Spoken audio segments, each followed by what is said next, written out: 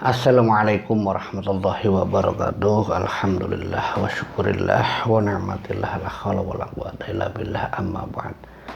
Jumpa kembali di channel Sunyi Sepi. Terima kasih untuk dukungan dan support kalian semua yang sudah subscribe, komen, dan like, juga share cerita dari channel Sunyi Sepi. Terima kasih untuk semuanya.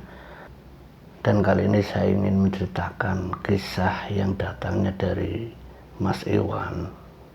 Beliau menceritakan pengalaman saat Mas Iwan ini hampir dijadikan tumbal oleh pelaku pesugihan, sebut saja namanya Pak Sugondo. Mas Iwan ini beliau seorang guru ngaji. Nah, awal kisahnya di tahun 97, Mas Iwan yang dulu masih muda, dia bekerja dengan bapaknya di salah satu toko material milik Pak Sugondo. Sewaktu dia bekerja dengan Pak Sugondo, Iwan selama beberapa bulan bekerja dengan Pak Sugondo, ini tidak ada yang mencurigakan, apalagi yang mengkhawatirkan tentang berita yang didengar oleh Iwan kalau Pak Sugondo ini melakukan pesugihan. Karena bukan hanya satu orang atau beberapa orang saja yang menceritakan kalau Pak Sugondo ini merupakan salah satu pelaku pesugihan. Iwan yang bekerja dengan Pak Sugondo bersama bapaknya, sebut saja namanya Pak Rizal, ini tidak terlalu percaya, apalagi bapaknya yang sudah sedari dulu ikut dengan Pak Sugondo ini tidak mengalami hal-hal yang aneh di tempat kerjanya. Tapi menurut bapaknya, kata Mas Iwan, sebelum Pak Sugondo punya toko material, Pak Sugondo dulu ini seorang pelaku bisnis yang di bidang usaha itu bukan di toko material, tapi di bidang usaha kuliner. Nah, dari usaha kulinernya itulah Pak Sugondo sampai akhirnya punya toko material. Sementara kulinernya, warung makannya itu ditinggalkan ya karena kesuksesannya dengan toko material tersebut. Tapi sebelum dia buka toko material, cerita dari bapaknya yaitu Iwan, kalau keluarganya Pak Sugondo, dari bapaknya, ibunya, ini semuanya sudah meninggal. Entah sebab apa, Pak Rizal yang menceritakan ke Iwan ini tidak terlalu tahu tentang silsilah keluarga Pak Sugondo. Dari beberapa cerita dari ayahnya termasuk tetangganya, akhirnya si Iwan ini berpikir, akhirnya sampai Mas Iwan itu beranggapan apa yang dikatakan tetangga, orang-orang, kalau Pak Sugondo benar-benar melakukan pesugihan. Sampai singkat ceritanya, Iwan yang bekerja dengan Pak Sugondo kurang lebih 2 tahun ini pernah mengalami hal-hal yang di luar nalar. Yang dulu ini baru lulus dari pesantren, Mas Iwan ini memang diminta bapaknya untuk membantu bekerja di toko materialnya Pak Sugondo. Nah, Pak Sugondo itu tidak tahu kalau Iwan itu lulusan pesantren, karena dari Pak Rizal, yaitu ayahnya Mas Iwan, kalau Pak Sugondo itu memang butuh karyawan untuk di toko materialnya. Tapi sebelum Iwan masuk, ada karyawan yang keluar dari tokonya Pak Sugondo, ya dikarenakan hal-hal yang di luar nalar tadi. Karena dari cerita karyawan yang bekerja dengan Pak Sugondo yang bareng bersama ayahnya itu, kalau dia itu sering didatangi sosok-sosok mengerikan itu lewat mimpinya, sampai dia itu akhirnya berhenti. Tapi berhentinya karyawan Pak Sugondo ini tidak membuat karyawan tersebut itu selamat. Ternyata setelah keluar, beberapa hari setelahnya dikabarkan kalau karyawan itu meninggal. Nah, dari kejadian itu Iwan akhirnya bisa masuk karena karyawan Pak Sugondo ini ada yang kurang. Tapi waktu Mas Iwan itu masuk menjadi karyawan Pak Sugondo itu tidak tahu kalau ada salah satu mantan karyawannya Pak Sugondo itu yang meninggal dunia. Iwan yang bekerja selama 2 tahun di Pak Sugondo memang mempunyai pengalaman-pengalaman yang di luar nalar tadi. Nah, salah satunya itu saat Iwan itu disuruh sama Pak Sugondo untuk mengambil bayaran karyawan-karyawannya, termasuk untuk Iwan sendiri dan juga bapaknya.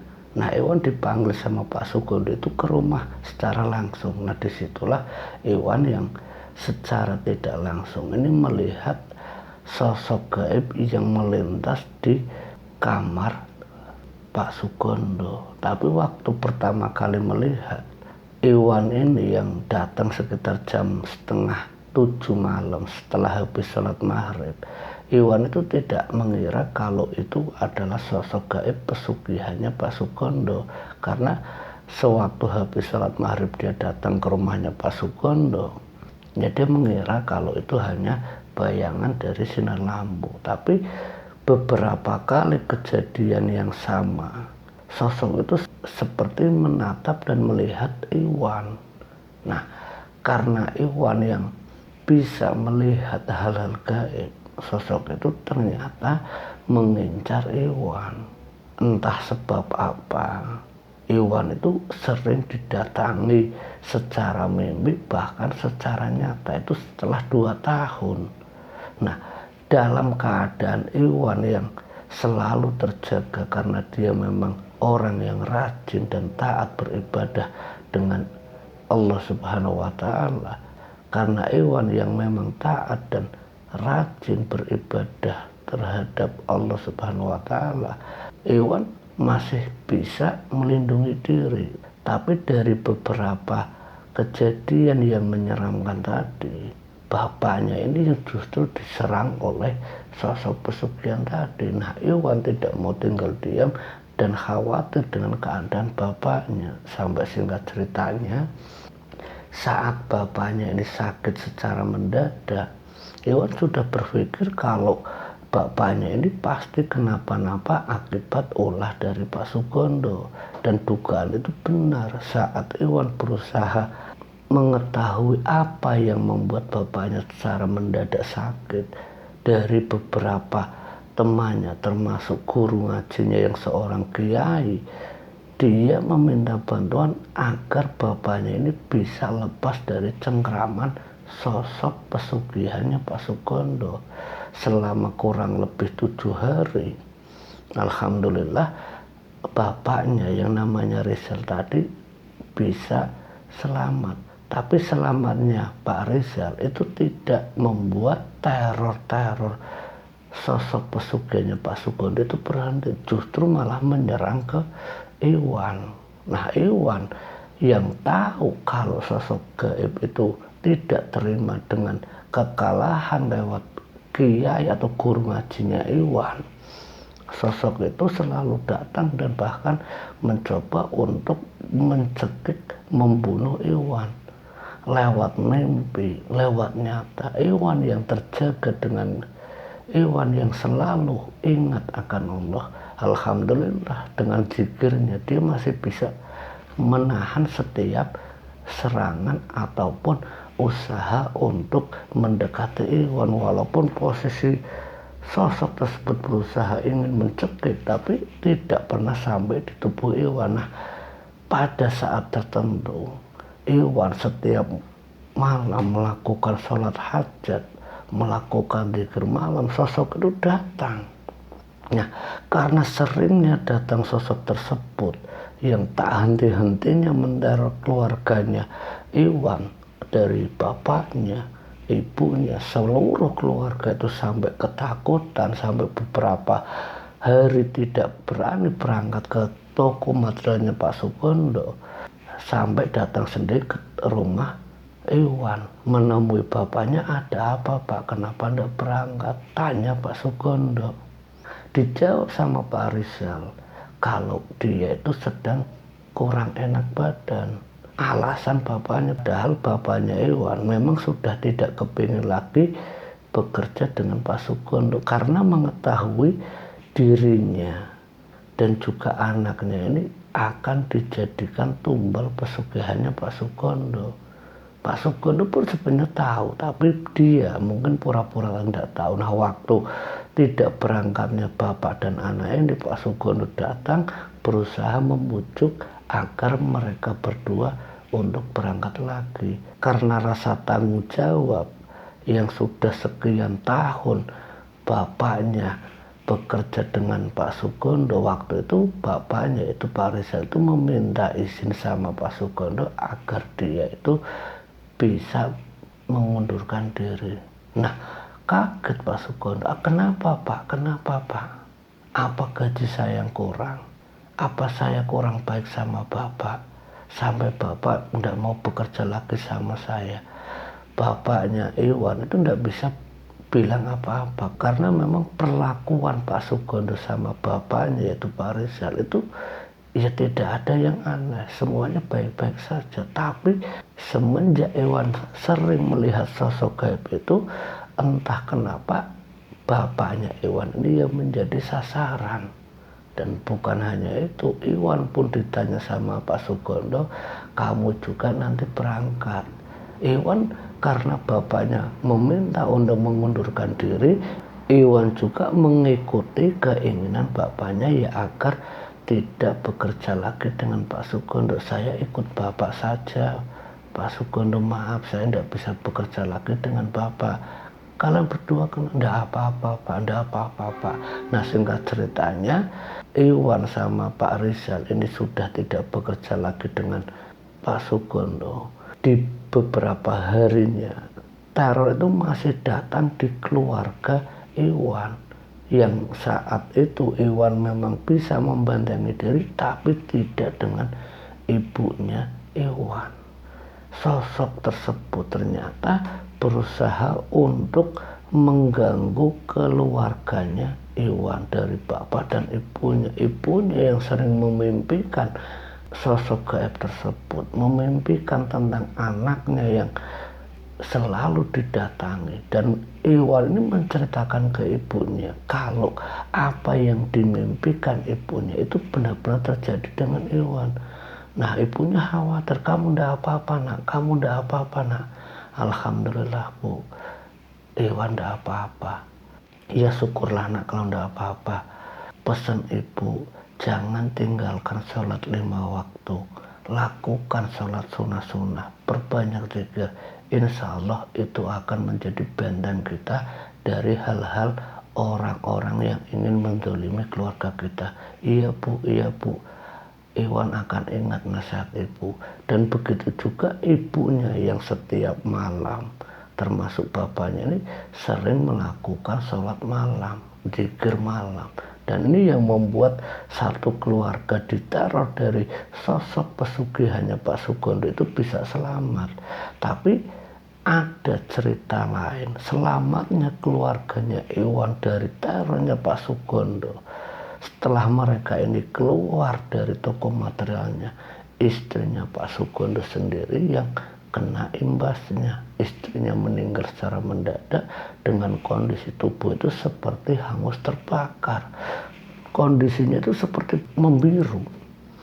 Ini kata dari salah satu pemandu jenazah termasuk orang terdekat keluarganya Pak Sugondo. Iwan sendiri tidak menyaksikan bagaimana kondisi tubuh istrinya Pak Sugondo, wallahu a'lam. Tapi dari kejadian itu benar-benar membuktikan kalau teror yang selama ini datang ke keluarganya Iwan, menteror bapaknya, menteror Iwan, juga datang ke mimpi ibunya, itu berdampak pada keluarganya Pak Sugondo sendiri. Nah, semenjak saat itu orang-orang sekitar termasuk para pekerjanya ini satu persatu itu keluar dari toko materialnya, ya dikarenakan khawatir dan takut kalau mereka itu dijadikan tumbal pesugihannya Pak Sugondo. Sampai akhirnya toko materialnya tutup, tapi Tutupnya toko materialnya Pak Sugondo ini tidak berhenti. Pak Sugondo itu mencari tumbal pesugihan. Pak Sugondo itu tetap berusaha mendapatkan dan mengumpulkan kekayaan dengan cara menumbalkan orang-orang terdekatnya. Sampai beberapa tahun setelahnya mendengar kabar kalau Pak Sugondo itu telah meninggal dunia, dan meninggalnya ini dikarenakan anaknya sendiri yang sengaja menggagalkan ritual dan juga menyebabkan pantangan dari pesugihannya Pak Sugondo itu dilarang. Karena dari cerita anaknya Pak Sugondo, ternyata sosok pesugihan ini punya pantangan kalau Pak Sugondo itu tidak boleh melakukan hal-hal tentang bersih-bersih rumah. Nah, waktu itu anaknya yang setiap kali tanpa sepengetahuan bapaknya, rumahnya itu berusaha dibersihkan setiap hari, sampai bapaknya Pak Sugondo, kata anaknya, sering marah-marah ke anaknya. Nah, lewat anaknya itulah akhirnya berdampak pada pesugihannya yang tidak suka dengan keadaan rumah yang bersih. Nah, waktu itu yang dialami oleh Pak Sugondo dari cerita anaknya lewat Iwan ini, kalau Pak Sugondo harus merasakan sakit yang lumayan parah. Tubuhnya seperti dicakar-cakar, kulitnya seperti mengelupas dan sering mengeluarkan bau amis, dirawat ke rumah sakit, didatangkan dukun-dukun sakti, bahkan para kiai pun tidak sanggup mengobati sakit yang dialami Pak Sugondo. Sampai singkat ceritanya, Pak Sugondo ini mengakhiri hidupnya dengan cara dia itu bunuh diri. Ini yang dialami oleh pelaku pesugihan yang tega menumbalkan siapa saja. Dari kisah ini kita bisa ambil hikmah dan pelajarannya. Semoga kita bisa menjadi orang-orang yang selalu taat dan dijauhkan dari perilaku-perilaku menyimpang, syirik ataupun musyrik. Akhir kata, wallahu muwaffiq ila aqwamit thoriq. Wassalamualaikum warahmatullahi wabarakatuh.